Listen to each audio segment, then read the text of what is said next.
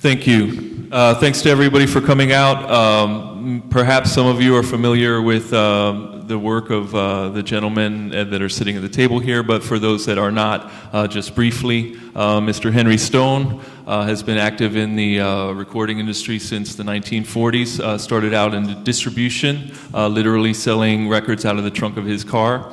Moved to Miami in 1948. Shortly after, started a recording studio on Flagler, just blocks from where we're sitting today. 1952, got an opportunity to record Ray Charles before Atlantic. Had some success in the decade of the 50s with a record that we're going to hear a little bit later on by The Charms, which was a #1 hit R&B in 1954. He was instrumental in bringing James Brown to King Records in Cincinnati. And I guess all of you guys know the history that followed from that. In 1960, he recorded James Brown's band, another record we're going to hear today, Nat Kendrick and the Swans, Mashed Potatoes. In 1971, had a big hit, #2 R&B, #6 Billboard Hot 100 with Betty Wright's Clean Up Woman, which was also recorded by Willie Clarke. Around 1975, Casey and the Sunshine Band went multi-platinum all over the world, and that was really what put TK Records on the map internationally and nationally as well, of course. Mr. Clarke has been active in the recording industry here in Miami since the mid-'60s, was founder of Lloyd Records, also Deep City Records. They made 15 45s for Deep City and 1 album. Those records are important to soul collectors all over the world. They sort of set the sound that would later continue on when Mr. Clarke and Mr. Stone joined forces together and recorded from 1969 or so on through the 70s.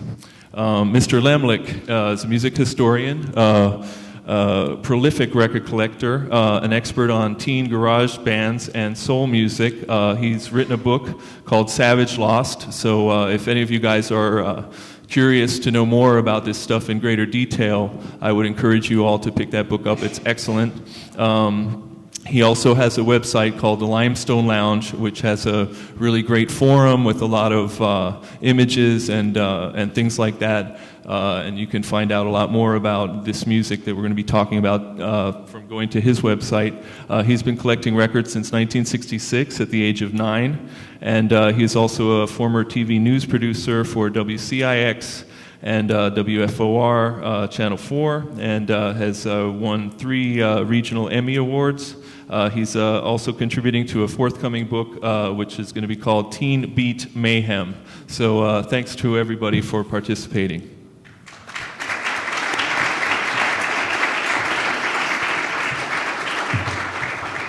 And what I wanted to do before we start speaking with Mr. Stone and Mr. Clarke about actually making records, I kind of put Jeff on the spot and asked him to briefly describe for us the scene in Miami musically, music-wise, during the 50s, mid-50s and 60s.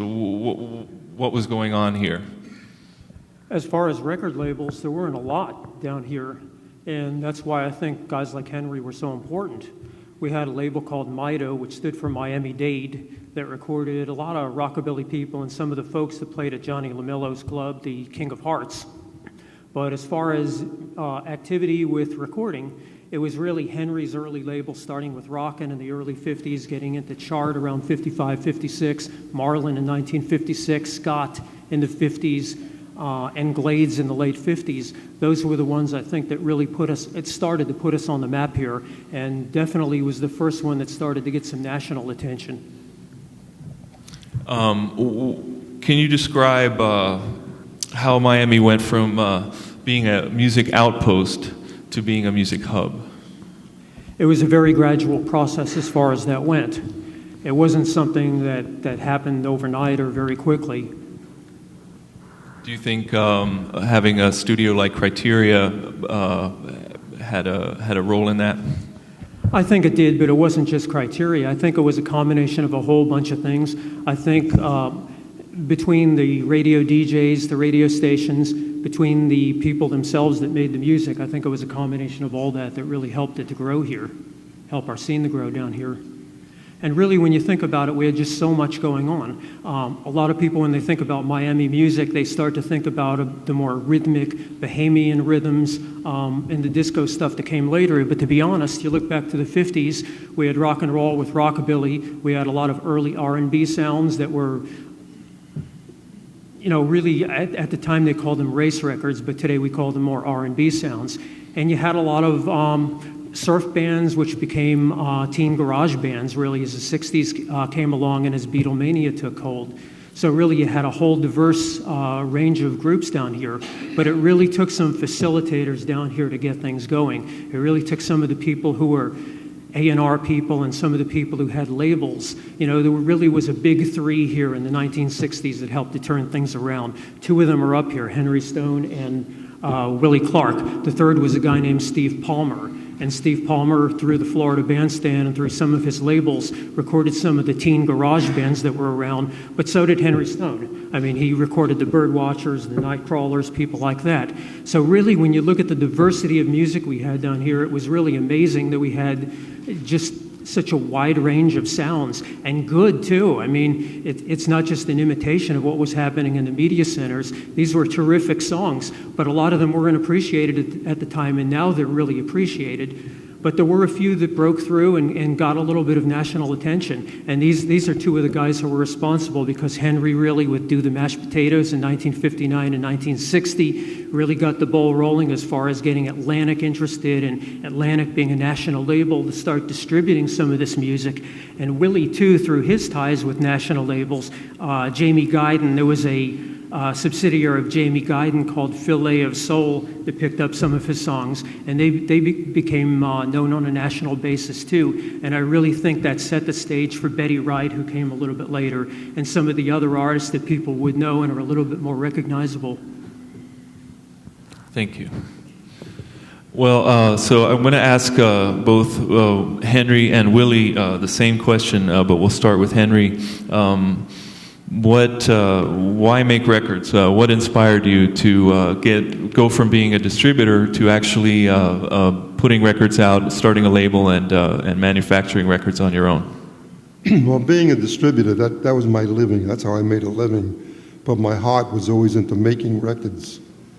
From when I first got out of the Army in California, I started to make records with Ben Pollock. One of the labels he had was called Jewel Records. We had Mel Torme when he was about 17 years old. And I was sort of the A&R man. A lot of people don't know about that.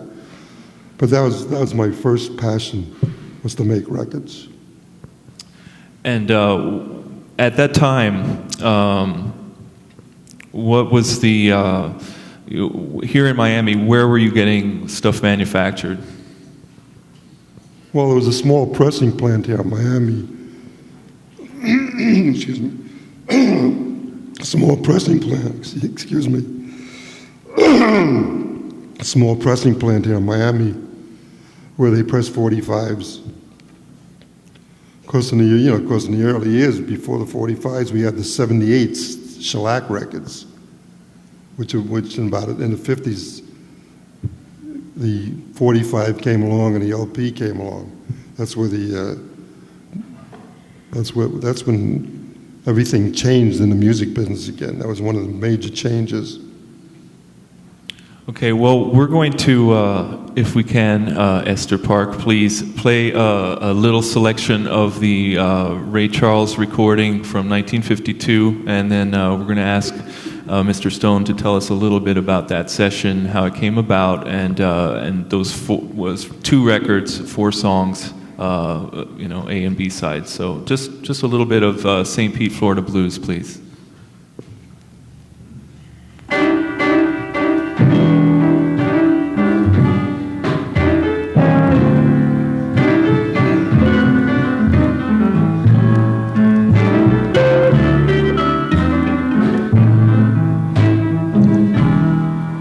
I'm crying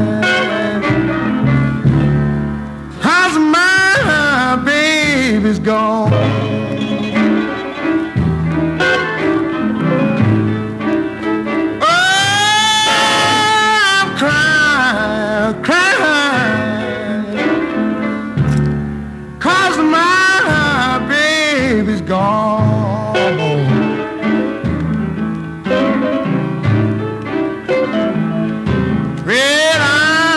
Well, I wonder, baby,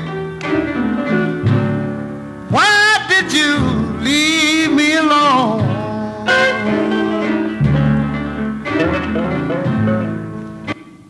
Thank you. So, what do you recall about that recording session, and how many records did you press of that at the time? Well, I can I heard about Ray Charles when he was going to the St. Augustine School of the Blind up there in St. Augustine. I heard something about him. And then later on in the 50s, in the early 50s, when he came to Miami to do a gig, he was just a musician, just Ray Charles, a good musician. And I met him in Overtown one night, and he said, "Hey man, I need a gig. I heard you made some records." I said, "Yeah, come on over to my little studio." I had a little studio in my back pocket on Flagler Street where I had my little distributing company. And Ray sat down, and he started to sing. He started to sing like Nat King Cole. I said, "Oh no, no, no! I want some blues, man. I want to hear some soul, you know." And then we came up with these 4 sides that I recorded, say Pete Blues and the other sides, and basically that was the story of Ray Charles in his early recordings. Do you recall how many copies you pressed of that? Well, maybe 500. Maybe. So you were ahead of the curve. Yeah. He was on my little label. I had a little label called Rockin' Records, you know. Right, which I believe I don't know if we have a shot of that record. It's actually that rare. I don't know anyone that owns it. Jeff doesn't own it. Bob's got it. Well, now we know. And okay, the next record we're going to talk about is not from a Miami group, and I don't believe it was recorded in Miami either. But it was your first. Was it? Am I right in saying it was your first big success? This was #1 R&B, the Charms, Hearts of Stone. Can you play a little bit of that, Esther? It's my favorite. Heart made of stone will never break. For the love you have for them, they just won't take. You can ask them, please, please, please, please break. And all your love is there to take. It's hard to stone. We'll cause you pain. Although you love them, they'll stop you just the same. You can ask them, please, please, please, please break. And all your love is there to take. Can you tell us a little bit about that? My favorite. Well, during this period, we had this little period there where, again, the record business, because of the 45 and the LP, took a little dip. People didn't know which way they were going. And I made a decision to go with King Records. I had a label with King called Deluxe Records. And I was in Cincinnati doing some recording, and I heard this group on the street corner singing. So I brought them into the studio, and I got a hold of a copy of this song, Hearts of Stone, and we recorded Hearts of Stone. I think it was one of the first cover songs I've ever, at any time. I covered this group from California, that nothing was happening. And it was King's, actually, my deluxe record through King. It was their first million-selling record. Wow. And you had the follow-up, too, Two Hearts, right? That was yours as well. Yeah, which I wrote, by the way. Right. And not only that, Two Hearts was recorded by Frank Sinatra, Doris Day. I had seven cover songs on Two Hearts, Two Kisses. Okay, well, the next record we're going to talk about is Nat Kendrick and the Swans, and the song is called Do the Mashed Potatoes.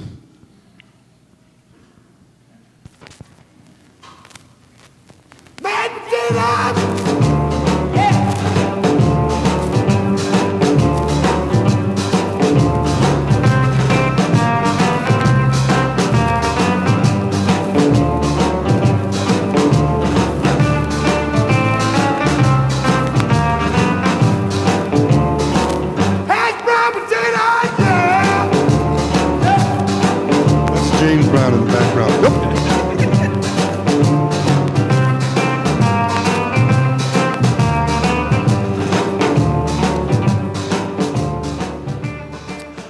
How did that record come to be?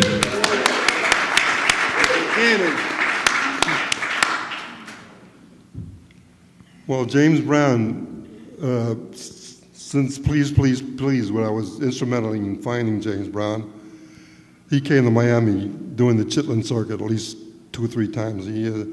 And about 1960, he came down, and he was down here with the band, and he said, man, I need a session. We're not working, you know?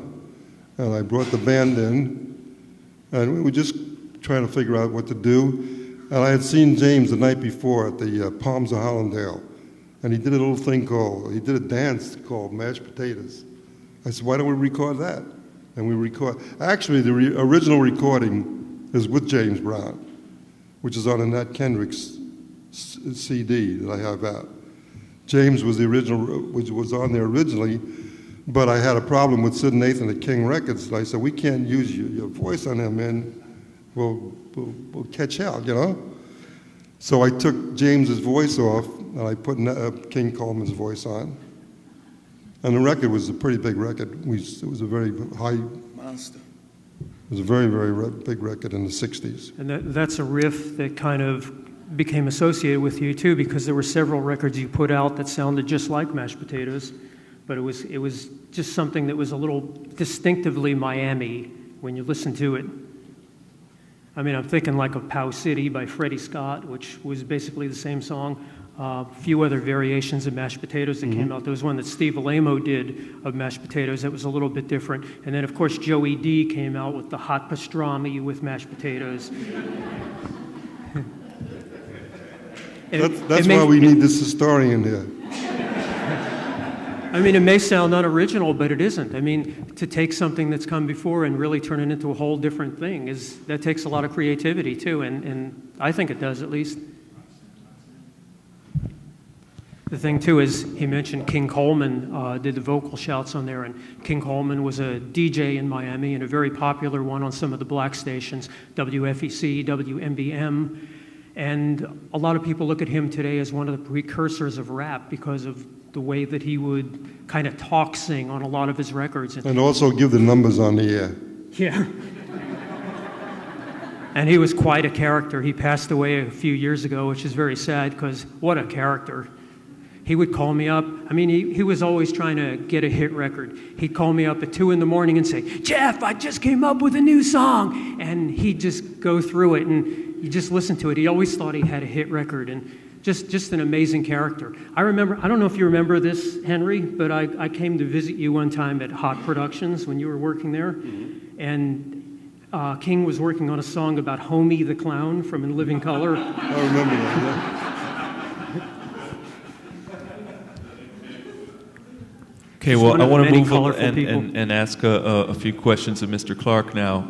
I'm going to ask you the same thing I asked Mr. Stone. Why did you want to get into making records? You seemed like you had a solid gig as a teacher, and I failed to mention Mr. Clarke has worked as an art teacher for the Miami-Dade public school system for many years and designed a lot of these logos that you're seeing here, Deep City, the Alston logo, I believe, the Glades logo. These were all designed by Mr. Clarke as well. So, and the cat one, which, yeah, we all love. So, why go from, why take your money that you're making as a teacher and put it into making round pieces of plastic? What money?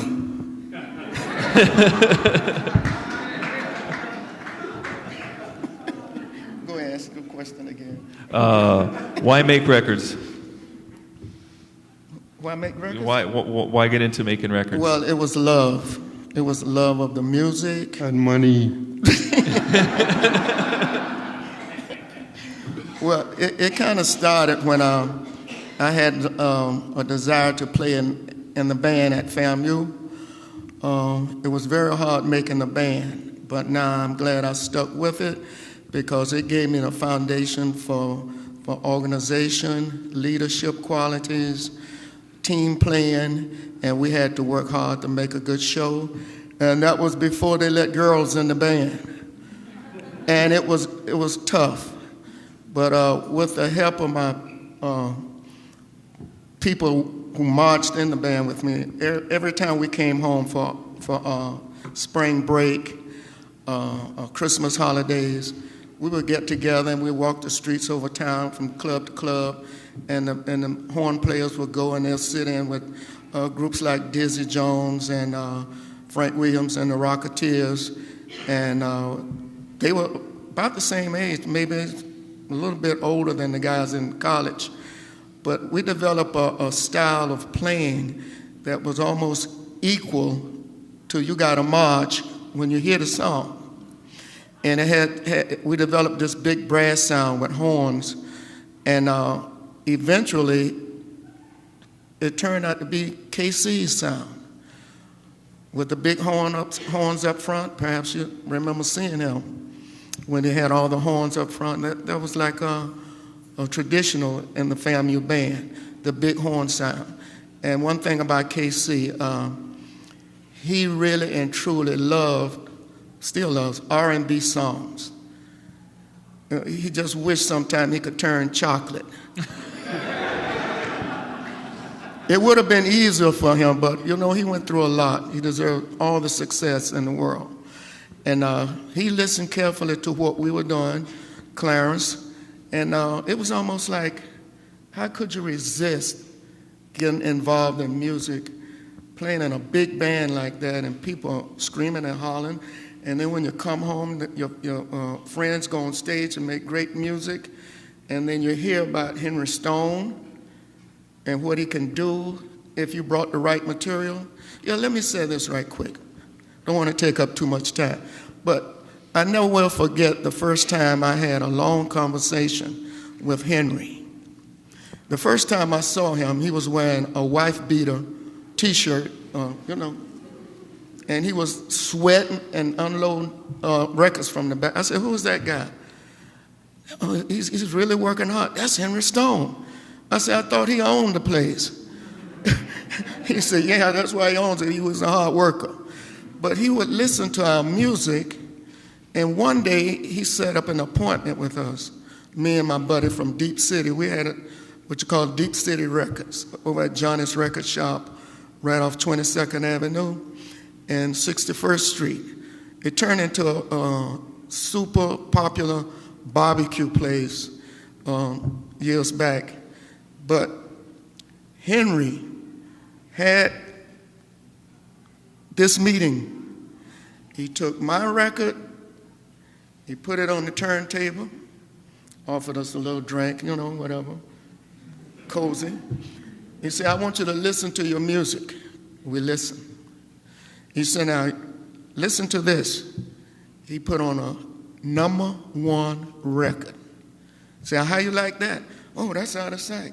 He said, "Well, yours is what? Which record would you play if you had a big party and invited all your friends? Be honest." I said, "I wouldn't play mine." He said, "That's what you got to think about. You got to be as good as #1 or better. If you can't be that, go back to the woodshed. And don't be ashamed or brought back that you have to try over and over again." I never will forget that, because right after that, we went back across the tracks and we put out some hits with Helene and everybody we worked with. They were like very popular. And we looked up and got this young singer named Betty Wright. First record we put out was a hit. Girls Can't Do What the Guys Do and Still Be a Lady. And I guess a lot of you probably heard Tonight Is the Night, multi-platinum. Guess who produced it? Henry. I did the first 45. But Henry took her into Curator and made that album, live album. And it's like a millennium soul record. I think it's in the top 10 for the millennium. But he did it, and I wonder why he didn't invite me to the session. That's a long story. Well, I would like to rewind a little bit and go ahead and listen to Frank Williams with Little Beaver doing You Got to Be a Man, which of all the Deep City records seems to have the most enduring popularity. And I think it's every bit as good as the #1 records of the time. And it's something that I play wherever I go. So can we hear that, please, Esther?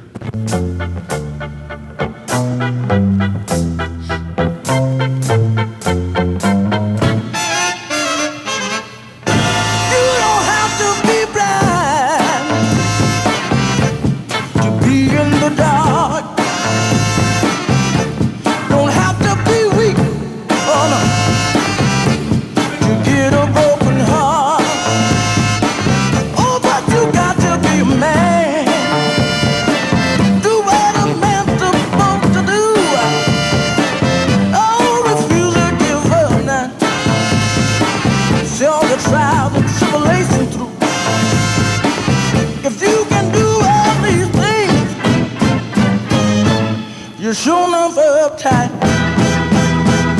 You don't have to be a king to sit up on a throne.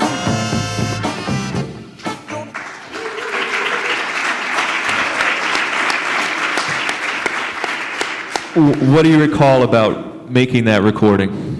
Well, during the time we recorded that, it was like a message type song. This was done in the 60s, and I guess a lot of you remember what was going on in the 60s. And we had to have what you might call inspirational type music to keep things going. And we got together, Beaver came up with the idea. We got together on the lyrics and said every time you open your mouth, you got to say something with an impact and a message. So You Got to Be a Man stemmed from what we had to do. You don't have to be blind to be in the dark. All you got to do is drop out of school or forget to learn how to read. In other words, a lot of people don't know what's going on, and even though they can see, they don't know what's happening. So you don't have to be blind to not know what's going on. So in other words, you don't have to be a rich man. You don't have to be a famous movie star. But remember, you got to stand tall and be a man. And being a man wasn't easy back in the 60s for a black man especially. And if you think back, most of the songs that came out during that period of time, Creedence Clearwater and all the rock band, they had what you call inspirational type, let's try to live together. Let's, what you might call, stand tall, do what we have to do, and live like brothers. So that's one of the songs from that era. But there were many more. One in particular was called Mama Forgot to Tell Me. Yeah, that one's great. One the of my world favorite is people. about to change. People will even change their names. I never understood why that song never made it to an LP. It was only a 45, and it's one of his greatest sides. Ask Henry.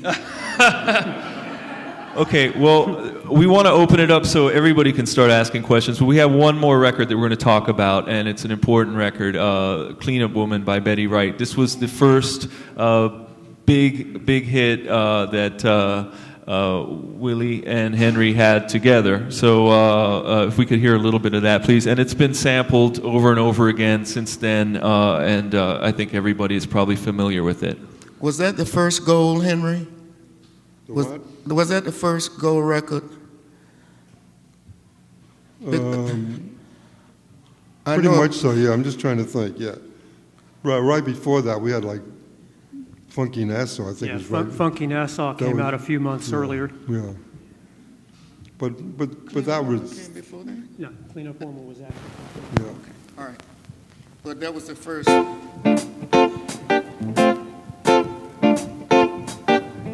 Little Beaver on guitar.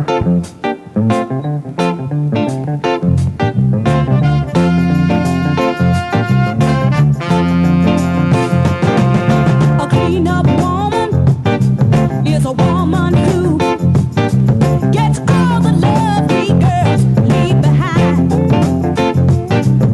The reason I know so much about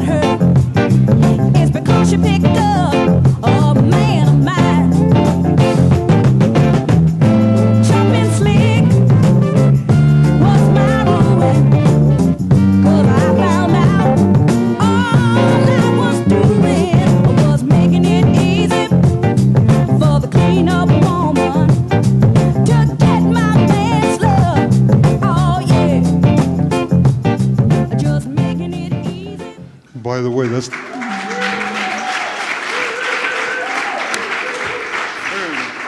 the way, that's Little Beaver on guitar, playing that guitar riff. The same guy who just sung "You Got to Be a Man." That's him. He played all the guitar parts in that. Hey, Willie, I remember one time I was over at your house sometime in the 80s, and you heard Billy Joel borrowing that riff, or I should say stealing that riff from you for Keeping the Faith. I don't know if you guys know Keeping the Faith, but that's where the riff came from. And in the video, he's actually spinning an Alston label record. Now, Alston is a Lamo Stone, Henry Stone's label, and of course that's what Clean Up Woman came out on.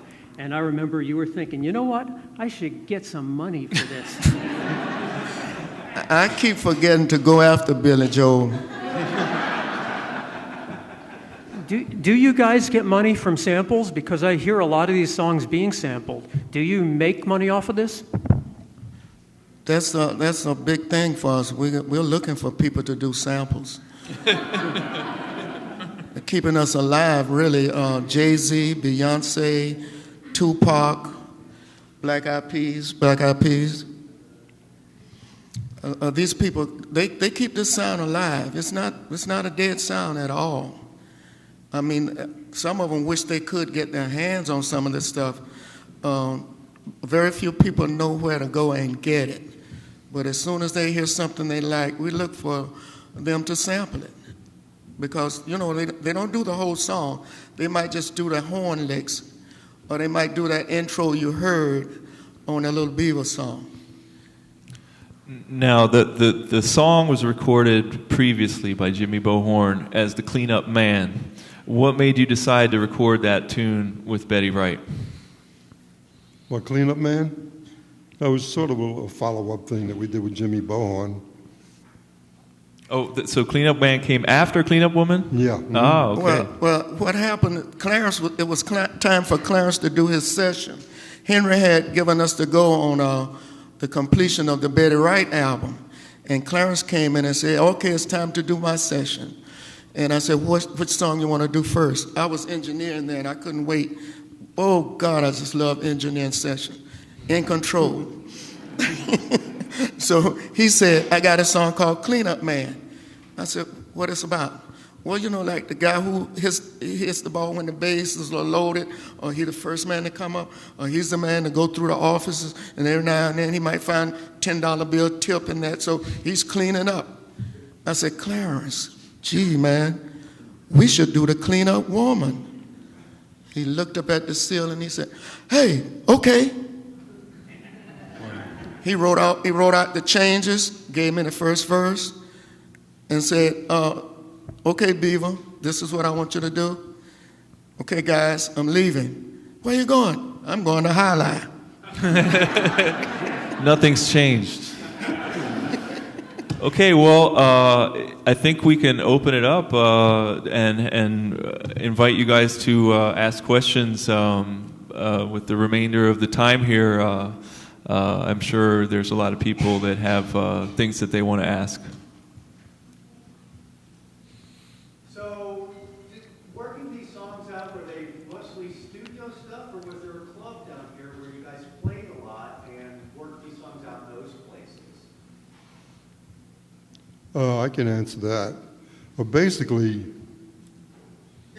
after Willie, Clarke, and Clarence Reed, and a few of us really got together, I had sort of a studio band with Little Beaver, Timmy Thomas, Lattimore, Chocolate Perry, and they did most of the sessions right in the studio. And the songs, they came through Willie and Clarence and a few other writers.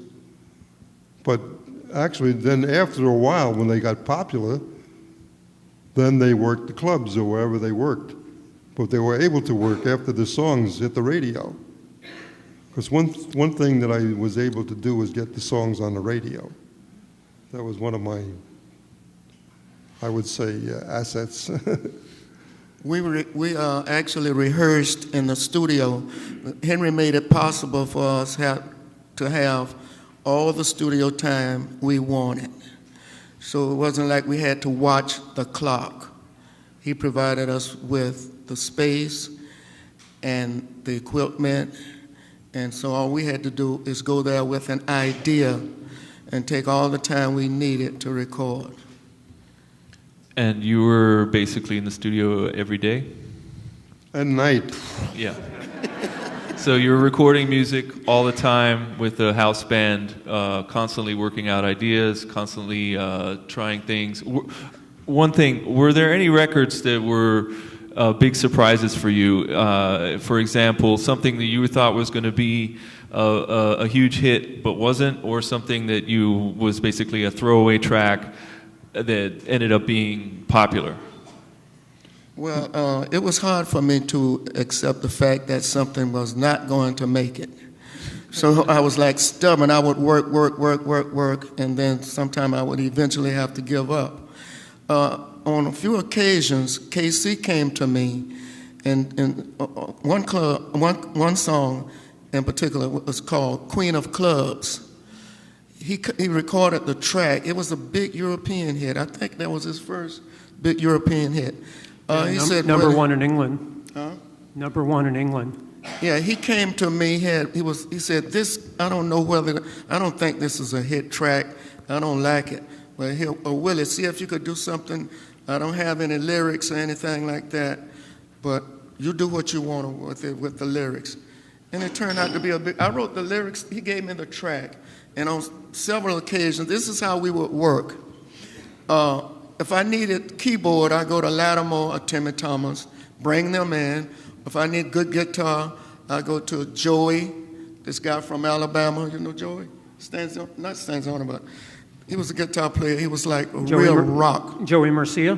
Yeah. He was the redneck in a soul band. And he used to be in the Birdwatchers back in the 60s. So we worked like a team, and Henry would always have the doors open. And there's a big group that I remember going into the studio, and these guys were camped out on the floor, eating sardines and saltines. And then, I stood there and watched them. Then all of a sudden somebody said, "Hey, let's get it on." And they got up and started, the Allman Brothers. Mm-hmm. And they started playing. I said, "These guys sound chocolate." But there were quite a few groups that Henry would have come and hang out in the studio. He really and truly had what you call a real open door policy. Nobody got turned away.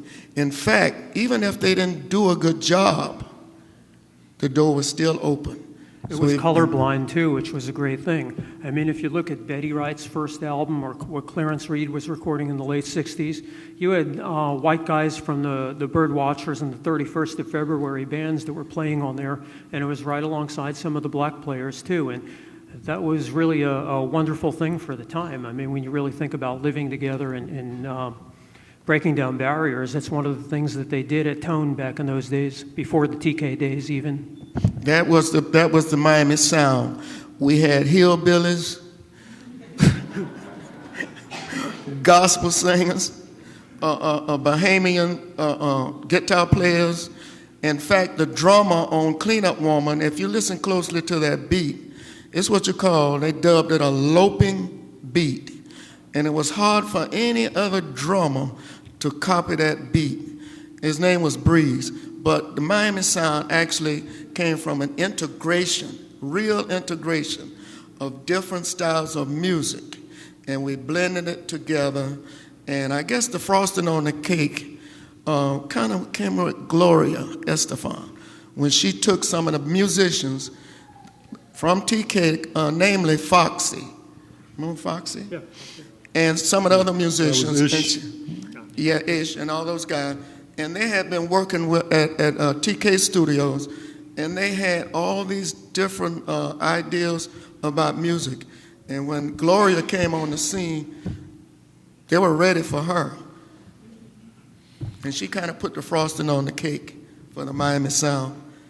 The Miami sound was the 70s, man, That was the real Miami sound, where we had 23 and 25 gold and platinum records. Not one hit record, We had 25 gold and platinum records. A good deal of them were created by you, Willie, you know?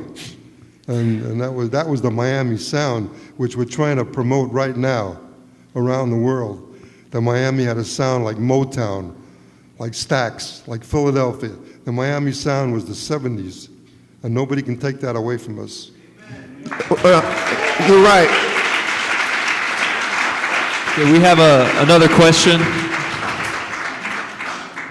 important were markets like England and the rest of Europe to helping you develop that sound? Well, I had a tremendous distribution network here in the States. I had a very, very big distribution network, and I decided that to get around the world, you had to go with a major company, and I went with Columbia, and they helped promote the records that became #1 in every country in the world. All the Caseys, Rock Your Baby, Ring My Bell, I can go on and on and on. Betty Wright, she had a couple of #1 records in the UK, and it was just, you know, it was just one of those great things that happened. I wish I knew what was happening then. I wish I could happen now. Just one record. Just one. You still have that publishing. But it's very difficult. Okay, I think we have someone way in the back, so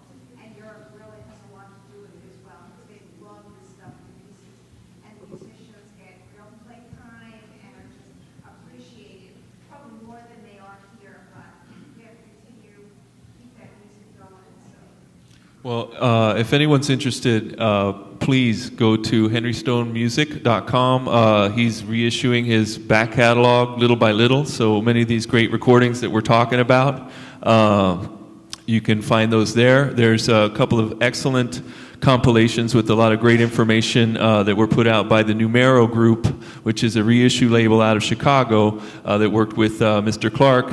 And one of them is in the gift shop. It's not for sale, but you can listen to the sides. Almost all of the Deep City records are available on that compilation. They're quite hard to find in their original 45s, but the music is out there to be discovered. The reissues have a lot of great information beyond what we've been able to talk about today. And also, of course, Jeff Lemlich's book, Savage Lost. All of those things are things that you can follow up with and continue to find out about this stuff. More questions, please.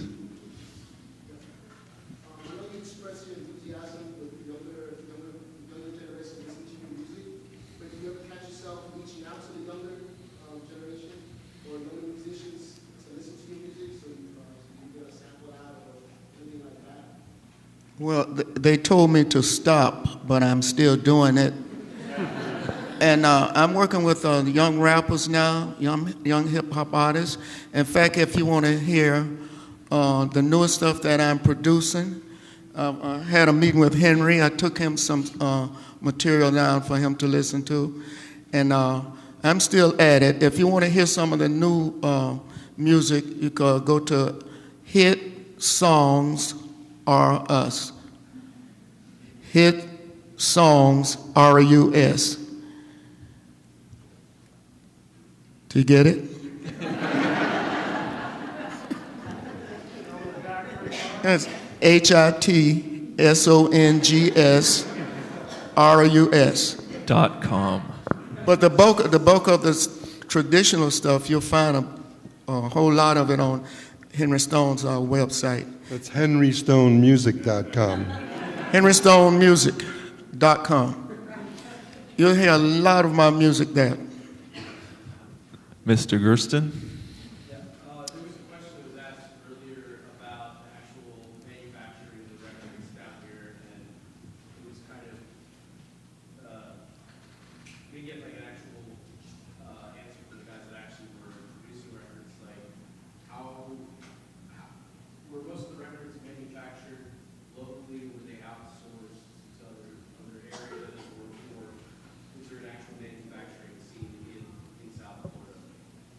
Well, most of the records were manufactured down here in small amounts.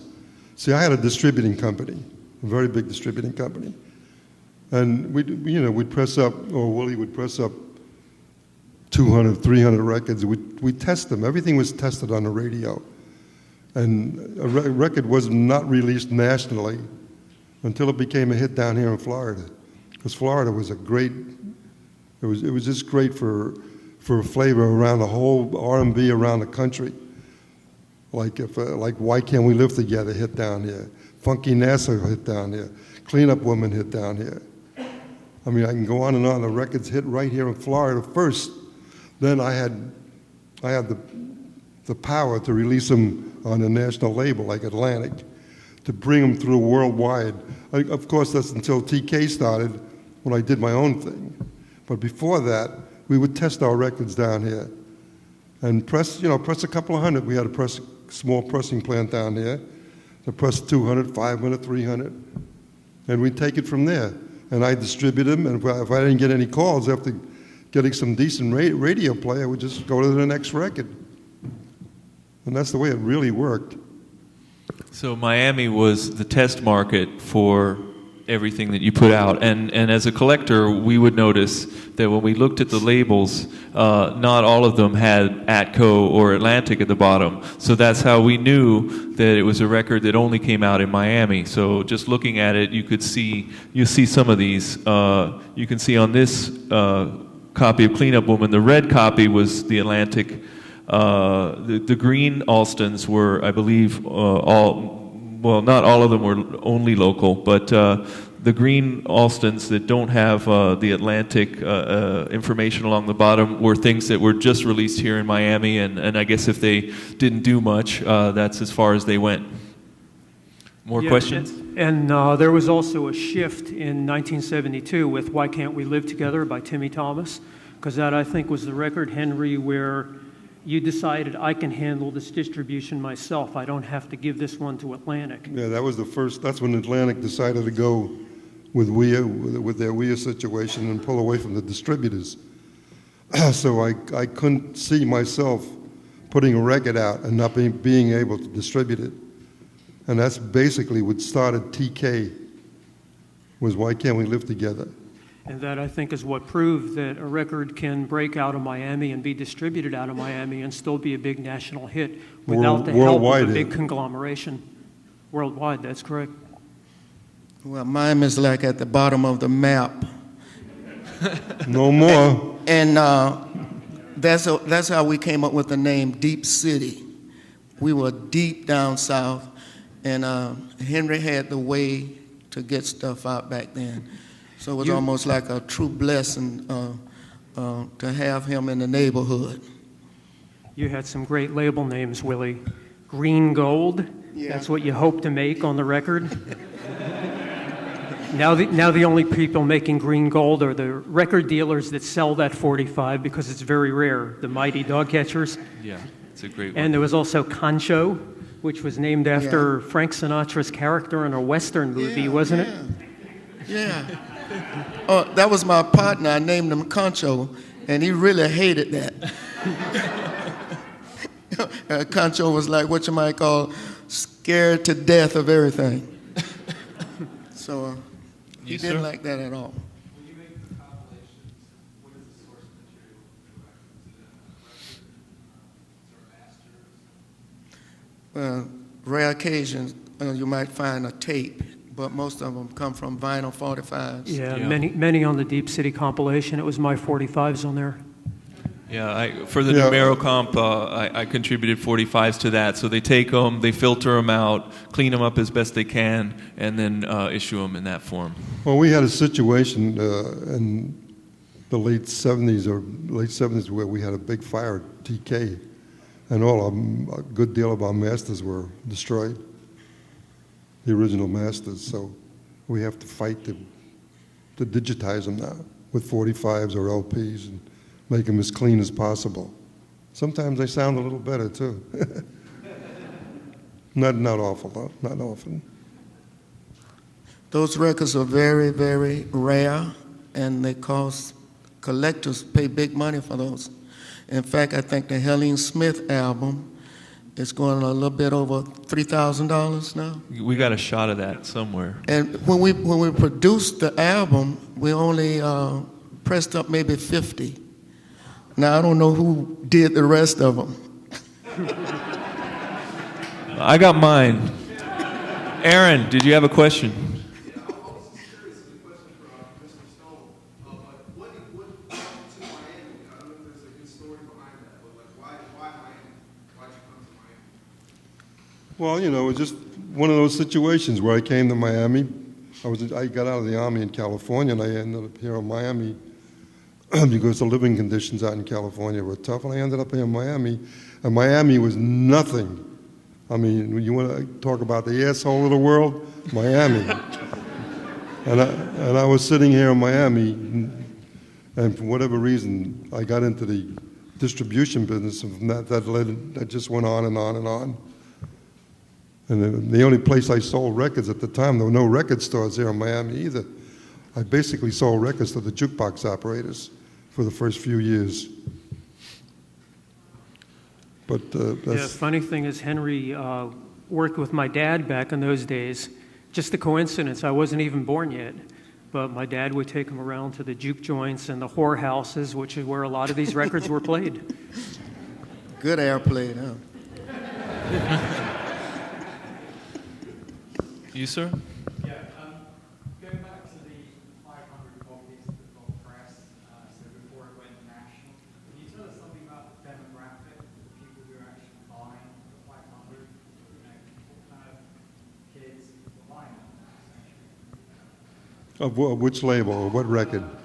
Tina Organ, for example, one of the ones that went national, that you started out with a 200, 500. Yeah, well, actually, let's say the 500 cleanup women were pressed there in Miami on the Allston label.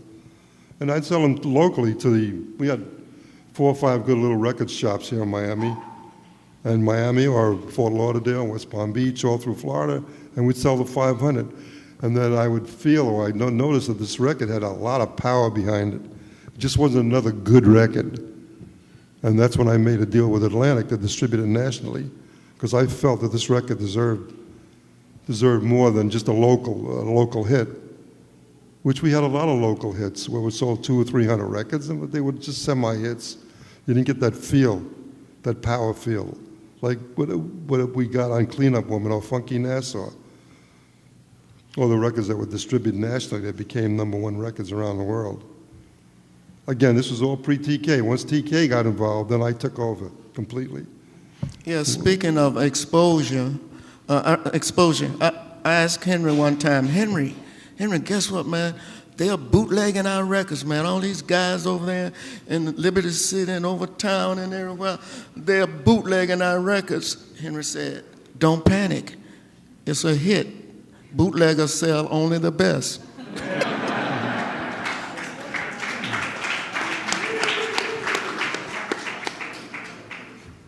They don't waste time.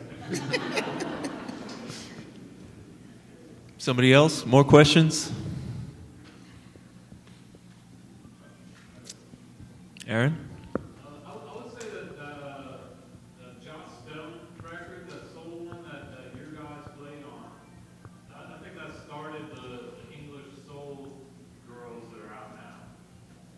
Would you have any desire to produce soul records now? Well, I'll tell you how that Josh Stone came about, really. She originally wanted to use the Stack session to do a session. And whatever the reason, that didn't go down, so her next best bet was the TK sound. And she got a hold of Betty Wright, Lattimore, Gwen McCrae, Beaver. Yeah. And they used the whole TK session to do her session, the first session. Would you want to produce new soul artists? Well, it's not. Well, I'm producing a soul artist that I've been involved with since the early '60s, Lattimore, who had a very big hit with "Let's Straighten It Out," and a few others after that. I'm producing him right now, but it's a big problem to go into a studio and spend $10,000, $15,000 to $20,000 to produce a record today. and try to recoup your money because of our sad situation in the music business. I hate to be negative, but it's a reality. I mean, Steve Jobs, God rest his soul, took over the music business completely to sell a 99-cent record back to a 99-cent record. And that's where we're at this point.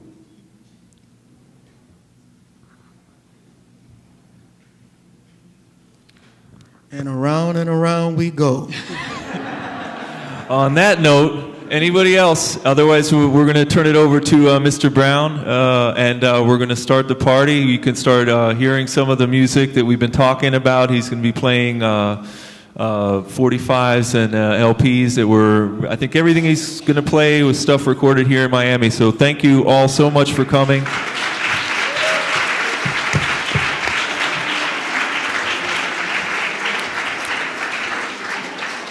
And thanks to our panelists, Henry Stone, Jeff Lemlich, Willie Clarke.